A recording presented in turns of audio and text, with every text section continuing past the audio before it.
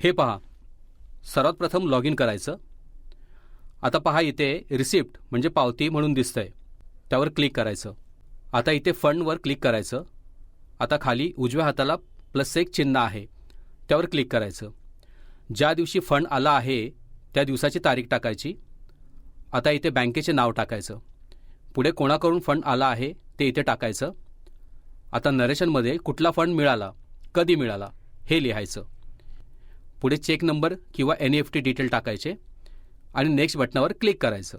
आता खाली ॲड लेजरच्या बाजूला अधिकचं जे चिन्ह आहे त्यावर क्लिक करायचं. आता लेजर नेममध्ये आपल्याला कोणता निधी आला आहे ते खातं निवडायचं. त्याखाली एकूण निधीची रक्कम भरायची. पुढे सेव्ह बटनवर क्लिक करायचं आणि बाहेर आल्यानंतर परत एकदा सेव्ह या बटनावर क्लिक करायचं. बस झालं, इतकंच आहे.